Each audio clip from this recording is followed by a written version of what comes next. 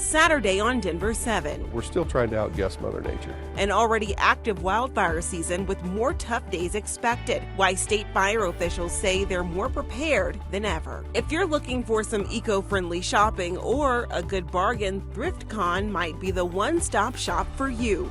When and where you can check it out. And this week's Denver 7 Everyday Hero is actually on 4 legs, helping heal those who need it most.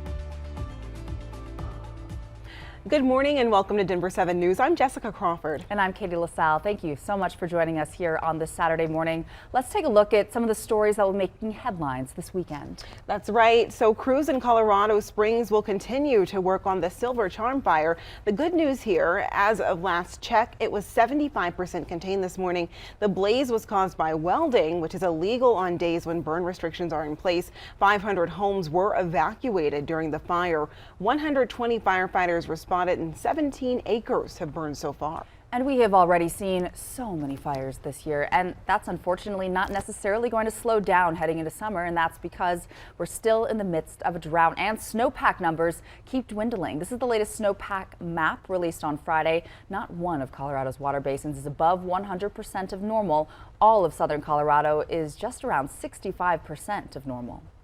If you drive by Elitch Gardens today, you'll see the rides going. Elitch Gardens is hosting its season pass holders for a sneak peek at the park today and tomorrow. The park opens to the public next weekend. Officials say it's been a busy off season. They've been busy planting 8,000 flowers. They've also ordered 100,000 souvenir cups and 200,000 stuffed animals for those Midway games.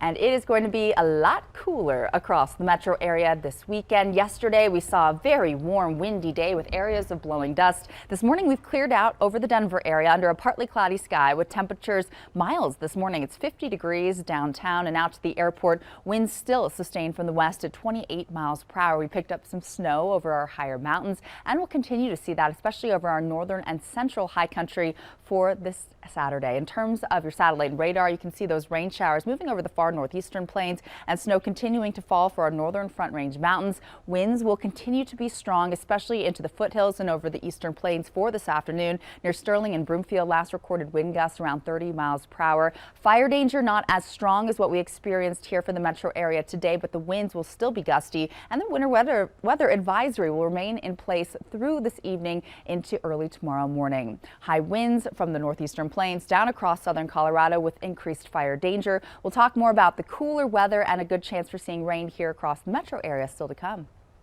And now to a disturbing trend that may be all too familiar for Coloradans. 8 new fires sparked on Friday alone, burning at least 35 acres of land all over the state in just one day.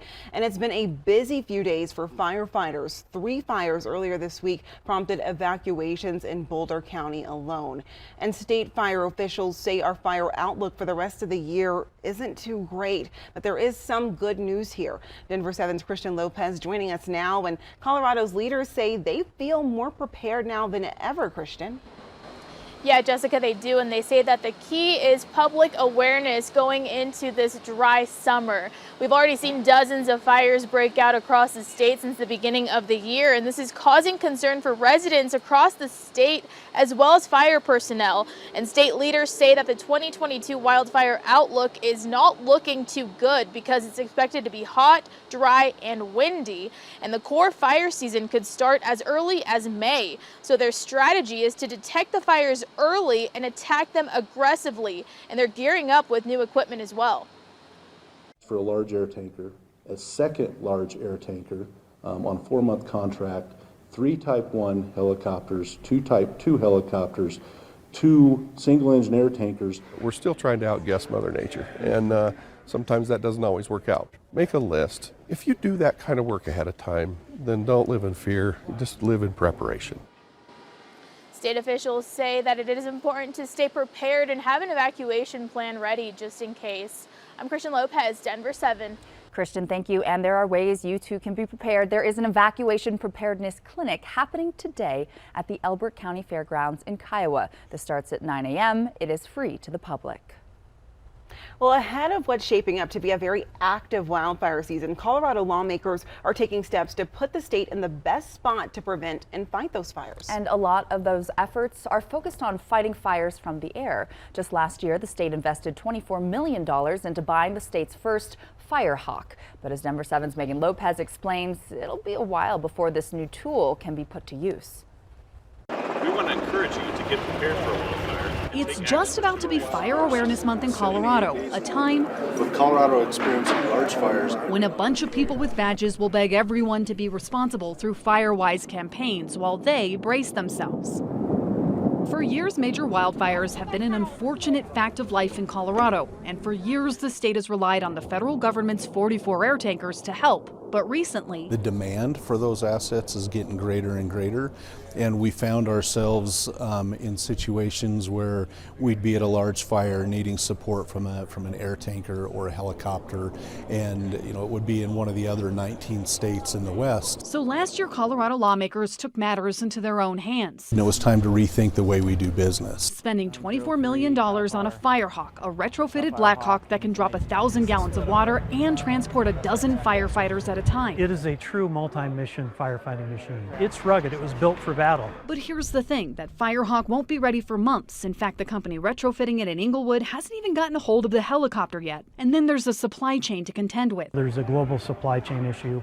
We've done our best to pre-order equipment and have it on hand by the time the aircraft arrive. They're expecting to finally get that aircraft next month and then get to work. It takes anywhere from 6 to 8 months to do that transition into a Firehawk. It's not expected to be ready until November or December, so too late for this summer. But that's not the only state effort to fight fires from above. Last year, Colorado signed a contract to have the exclusive use of an air tanker and helicopter for 120 days. This year, We are announcing, I think, some of our most aggressive efforts as in that plan to date. along with that contract, plans to expand $20 million in federal funds to extend the contract. Those funds will go to contracts for additional air tankers and helicopters to quickly and decisively respond to fires before they get out of control. The state is hoping they won't have to use them, but building up their aviation arsenal anyway and bracing themselves for a hot, dry summer ahead. Megan Lopez, Denver 7. And there is one potential hiccup to that plan. Megan says the contracts for these air tankers and helicopters are very competitive, pitting Colorado against other states also facing the threat of fire. So while that funding is nice, it really only matters if they can secure the contracts. And bills addressing wildfires are moving forward at the State House. House Bill 1007 would save homeowners money on wildfire mitigation by extending an existing income tax deduction and creating a state income tax credit to reimburse homeowners. House Bill 1379 invests $20 million to protect watersheds and reduce the risk of fire. And House Bill 1111 ensures that homeowners displaced by wildfires will receive fair payouts for lost property. Earlier this week, we told you about a Parker man accused of selling hundreds of fake COVID-19 vaccination cards. Roger Van Camp is one of 21 people facing federal charges in a nationwide crackdown on COVID fraud in the U.S. Van Camp took blank COVID-19 vaccine cards and forged hundreds of vaccination records. He then sold and distributed the cards to at least a dozen states. He also allegedly sold cards to people who attended the Tokyo Olympics. It turns out there's more pandemic-related fraud going on, some even calling it one of the largest frauds against the American people. Billions of dollars in COVID relief aid for the unemployed snatched away by thieves using stolen identities. Patrick Terpstra with our Newsy partners discovered some obstacles, though, blocking authorities from going after much of that fraud and recovering the money. A surprise came in the mail for Mandy Hernandez. I received this envelope with this credit card in, and I was like, I didn't apply for a credit card. On it was cash, unemployment benefits from Ohio. But this retired grandmother in California has never been to Ohio and never been unemployed. Worked for the post office since 1988. Someone had apparently stolen her identity to collect benefits. She didn't want to use her full name due to privacy concerns, but agreed to let us use her first and maiden names. It just feels scary. We've learned authorities are struggling to investigate a gush of unemployment fraud. We are talking about probably the biggest fraud ever committed against the American people. Crooks using Americans' personal information exposed in past data breaches to obtain pandemic unemployment assistance. It's kind of shocking, but the cost of buying those sort of basic identifiers on the dark web is pennies on the dollar. Initially, jobless Americans could declare themselves eligible for aid without providing proof.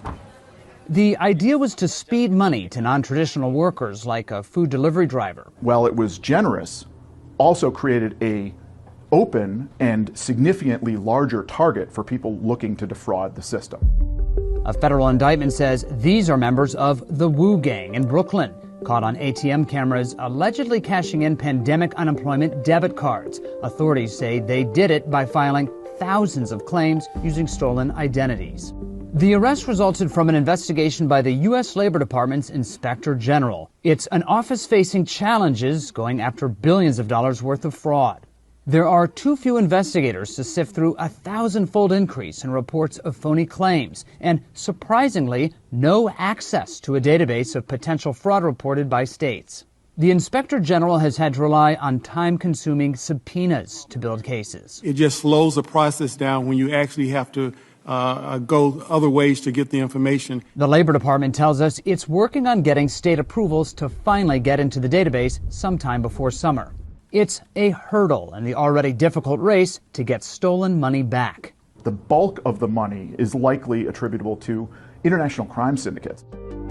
A new estimate puts suspected improper unemployment payments at $163 billion. The Inspector General has been able to recover just $830 million.